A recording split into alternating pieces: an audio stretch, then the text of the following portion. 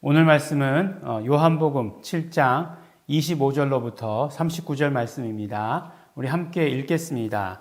예루살렘 사람 중에 혹이 말하되 이는 저희가 죽이고자 하는 그 사람이 아니냐. 보라 드러나게 말하되 저희가 아무 말도 아니하는도다. 당국자들은 이 사람을 참으로 그리스도인 줄 알았는가. 그러나 우리는 이 사람이 어디서 왔는지 아노라. 그리스도께서 오실 때에는 어디서 오시는지 아는 자가 없으리라 하는지라. 예수께서 성전에서 가르치시며 외쳐 가라사대 너희가 나를 알고 내가 어디서 온 것도 알거니와 내가 스스로 온 것이 아니로라. 나를 보내신 이는 참이시니 너희는 그를 알지 못하나 나는 아노니 이는 내가 그에게서 났고 그가 나를 보내셨음이라 하신대. 저희가 예수를 잡고자 하나 손을 대는 자가 없으니 이는 그의 때가 아직 이르지 아니하였음이로라. 무리 중에 많은 사람이 예수를 믿고 말하되 그리스도께서 오실지라도 그 행하실 표적이 이 사람의 행한 것보다 더 많으랴 하니 예수께 대하여 무리의 수군거리는 것이 바리새인들에게 들린지라.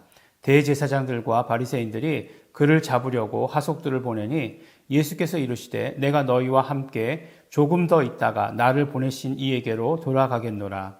너희가 나를 찾아도 만나지 못할 터이요 나 있는 곳에 오지도 못하리라 하신대. 이에 유대인들이 서로 묻되 이 사람이 어디로 가기에 우리가 저를 만나지 못하리요? 헬라인 중에 흩어져 사는 자들에게 가서 헬라인을 가르칠 터인가? 나를 찾아도 만나지 못할 터이요 나 있는 곳에 오지도 못하리라 한 이 말이 무슨 말이냐 하니라. 명절 끝날 곧 큰 날에 예수께서 서서 외쳐 가라사대 누구든지 목마르거든 내게로 와서 마시라. 나를 믿는 자는 성경의 이름과 같이 그 배에서 생수의 강이 흘러나리라 하시니 이는 그를 믿는 자의 받을 성령을 가리켜 말씀하신 것이라. 예수께서 아직 영광을 받지 못하신 고로 성령이 아직 저희에게 계시지 아니하시더라. 아멘. 우리가 계속해서 말씀드리지만 이제 요한복음 7장 말씀 그리고 오늘 본문 말씀은 초막절을 배경으로 해서 이루어지는 그런 사건들입니다. 그러니까 절기들 그러니까 이를테면 유월절, 초막절 이런 절기들과 예수님께서 하신 일들 그리고 이런 어떤 절기들의 의미를 통해서 예수님께서 말씀하신 것들이 의미하는 것들 그런 것들을 이렇게 조금 우리가 맞춰보면 또 굉장히 재미있습니다. 왜냐하면 요한복음이라고 하는 것은 계속해서 예수님께서 예루살렘에 계실 때의 일들을 기록하는 것이 주로 많지 않습니까? 그러니까 다른 성경들을 보면 마태복음, 마가복음, 누가복음 보면 주로 이제 갈릴리에서 하신 일들을 많이 기록하고 있는데 요한복음은 예수님께서 예루살렘에서 하신 일들을 많이 기록하고 있습니다. 그러면 예수님께서 예루살렘에 언제 오셨는가? 물론 보통 때에도 오실 수 있으셨겠죠. 그런데 대부분 보면 절기 때라고 하는 것을 알 수 있어요. 그리고 또 절기 때는 당연히 예수님께서 예루살렘으로 오셨겠죠. 그래서 예루살렘에서 오셔서 예루살렘에 오시면 항상 성전에 가셔서 가르치시고 또 우리가 어저께 말씀 가운데 나눴던 것처럼 병자들을 고치시고 하시는 일들을 하셨다는 것이에요. 그리고 초막절에는 이미 예수님께서 너무너무나 유명해졌다라고 이렇게 이야기하고 있는 것입니다. 그래서 초막절이 어떤 절기이고 그들이 그 초막절 가운데에서 얻으려 했던 것들이 무엇이고 그것에 대해서 예수님께서 어떻게 말씀하셨는지를 알면 초막절의 완성이 바로 예수 그리스도시다라고 하는 사실을 우리는 알 수 있게 됩니다. 그러니까 예수님께서 모든 절기를 폐하셨다. 폐하신 것이 아니에요. 폐하신 것이 아니고 예수 그리스도 안에서 모든 절기를 완성하신 것이에요. 그러니까 예수 그리스도 안에서 완성하셨는데 우리는 그럼 예수님만 받아가지면 되는 것이지 그 다른 절기까지 받아가질 필요는 없는 것이에요. 그래서 보면 참으로 안타까운 것은 무엇이냐면 구약으로 자꾸 돌아가려고 하고 뭔가 구약에 있는 나오는 하나님이 구약에서 나오는 모든 어떤 절기들 이런 지키는 것들이 더 진짜 같은 그런 마음이 드는 것들 충분히 이해는 하지만 그것은 예수님에 대해서 잘 모르기 때문에 그런 거예요. 예수님은 이 모든 것들을 다 완성하셨습니다. 초막절의 완성.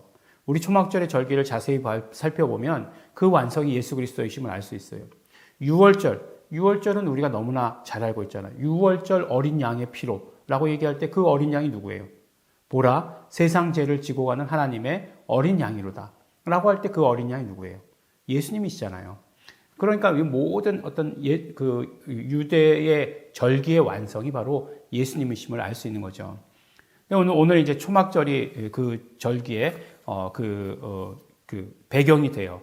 그리고 오늘 말씀 37절 말씀을 보면 명절 끝날 곧 큰 날이다라고 이렇게 말씀하는 걸 볼 수 있습니다. 그러니까 그 초막절을 먼저 말씀드리면 초막절은 언제냐면 유대인의 달력으로 7월 달이에요. 근데 유대인의 달력은 1년이 며칠이냐면 365일이 아니고 364일입니다. 그러면 365일과 364일이 무슨 차이가 있느냐? 물론 과학적인 달력으로는 365일이 맞죠. 근데 365일도 정확하진 않죠. 그래서 나중에 윤초라고 그래가지고 초를 더하기도 하고 그렇습니다. 근데 음력은 더 안 맞죠. 그래서 음력은 윤달이 가끔 가다가 있지 않아요. 그래서 달 자체가 이제 한 번 더 더해지는 달이 있지 않습니까? 근데 이렇게 하루씩 차이가 나는 것을 어떻게 이제 맞추는지는 잘 모르겠어요. 근데 며칠이냐면 364일이에요. 364일은 7로 나누면 딱 떨어집니다. 그렇죠. 우리가 올해 생일이 수요일이면 내년에 생일은 언제예요? 목요일이죠. 왜 그렇습니까? 365일은 7로 나눠서 52주 다음에 하루가 남기 때문에 그래요. 예, 얼른 계산해 보세요. 네, 52에다가 하루가 남아요. 네, 이거 굉장히 어려운 산수인데 이거 이해하실라나 모르겠다. 초등학교 때 배우는 산수죠. 네. 네. 근데 364일이면 52주예요. 그러면 딱 52주라는 건 무엇이냐면 언제나 그날이 그날이라는 거예요. 네. 무슨 말씀입니까? 이제 오늘이 2월 4일이다. 이렇게 얘기하면, 네. 2월 4일 무슨 요일이죠? 목요일. 이렇게 얘기하면 내년도 2월 4일은 목요일이에요. 네. 계속해서 날짜가 똑같은 거죠. 우리도 그랬으면 좋겠어요. 그렇게 해서 맞췄으면 좋겠습니다. 언제나 같은 요일이었으면 참 좋겠다라는 생각을 해요. 근데 이제 7월 달 언제서부터냐면 7월 15일서부터가 초막절이고 그 다음에 8일간에 걸치니까 22일까지예요. 7월 15일부터 22일까지. 그리고 7월 달에는 행사가 많은데 7월 1일은 나팔절, 그리고 7월 10일은 속죄일, 대속죄일이라고 이렇게 얘기합니다. 그러니까 보면은 7월 1일이 안식일이고 그러면 7월 8일이 안식일이고 7월 15일이 안식일이고 7월 22일이 안식일이에요. 그러니까 초막절은 안식일에 시작해서 안식일에 끝나는 거죠. 예. 그러니까 마지막 날 큰 날이라고 하는 것을 안식이다라고 하는 것을 알 수 있습니다. 그러면 초막절을 왜 지키게 되었느냐? 우리 너무 잘 알고 있죠. 레위기 23장 43절에 보면 내가 이스라엘 자손을 애굽 땅에서 인도하여 내던 때에 초막에 거하게 한 줄을 너희 대대로 알게 하려 함이니라라고 이렇게 말씀하세요. 그러니까 하나님께서 애굽 땅에서 그들을 인도해낸 것, 그리고 초막에서 지내게 한 것을 기억하게 하려고 하는 것이에요. 그래서 초막절이 되면 지금도 이스라엘 백성들은 초막을 짓고 초막절을 지킨다 이렇게 이야기합니다. 보지 못했기 때문에 저도 잘 모르지만 그렇다고 이렇게 이야기합니다. 초막절의 의미가 그런 것이에요. 근데 사실은 초막절에 보면 초막절에 그렇게 말씀하시고 뭐라고 말씀하시면 나는 너의 하나님 여호와니라 라고 이렇게 얘기하고 있어요. 이 히브리어로 뭐라고 얘기하냐면 아니 야훼 엘로 헤켐 이렇게 얘기하고 있습니다. 그러니까 굉장히 간단하기 때문에 말씀을 드리는 건데 어떤 지역하면 어떻게 지역할 수 있냐면 나는 야훼다 너의 하나님 이렇게 얘기할 수 있는 거예요. 나는 야훼다 너희의 하나님 이렇게 말씀하는 거예요. 그럼 결국은 무엇이냐면 모세를 통해서 출애굽하실 때에 하나님께서 가르쳐 주신 것 뭐죠? 결국 그 이름을 통해서 하나님께서 하나님이심을 드러내고 내가 너희와 함께 하신다라고 얘기했고 야훼라고 하는 이름을 가르쳐 주시고 이것들은 너희가 불러야 하는 이름이다라고 이렇게 말씀해 주신 것이에요. 그리고 나서 초막절이라고 하는 것들의 의미에 대해서 말씀하실 때에도 결국은 나는 야훼다. 그러니까 하나님의 이름을 말씀하시고 너희들은 그 초막절을 통해서 모세에게 주셨던 그 이름 그리고 애굽에서 불러내신 그 하나님의 그 이름을 기억해야 된다라고 하는 그런 의미를 가지고 있는 것을 볼 수 있습니다. 그래서 나중에 보면 그런 말씀이 나오죠. 여호와여 구하옵나니 이제 구원하소서. 그러니까 하나님의 이름을 부르는 거예요. 이게 이제 시편 113편인데 나오는 말씀인데 그 초막절 가운데 그들이 이제 행진하면서 불렀던 그 시편이 바로 이 113편에 나오는 말씀이에요. 근데 우리가 이 113편에 나오는 이 말씀들을 잘 기억하면 또 예수님과 연관 지으면 너무너무나 재미있는 사건들을 우리가 알 수 있습니다. 어쨌든지 간에 이제 그 초막절은 그런 것으로 시작되었고, 그러면 이제 초막절에 아주 멋진 행사들이 열렸다고 합니다. 그러니까 제사장을 세 그룹으로 나와서 첫 번째 제사장 그룹은 어떤 걸 하냐면 희생 제사를 드리는 거죠. 이건 뭐 가장 기본이니까 어떤 절기든지 희생 제사를 드립니다.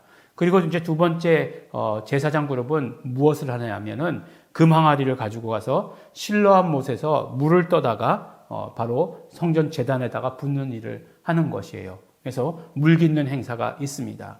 그리고 세 번째 그 제사장 그룹은 뭘 하냐면은 바로 종려나무 가지를 꺾어가지고 흔들면서 이제 성전으로 이렇게 행진하는 그런 것들을 한다는 것입니다. 그래서 그 행렬이, 그 행진들이 이제 세 파트에서 온전히 이루어지는 이런 모든 것들이 정말 멋지게 이루어졌다라고 이렇게 얘기하고 있고, 그렇게 행진할 때 시편 113편서부터 118편까지를 이제 부르면서 이렇게 행진하는 그런 것들을 보게 됩니다.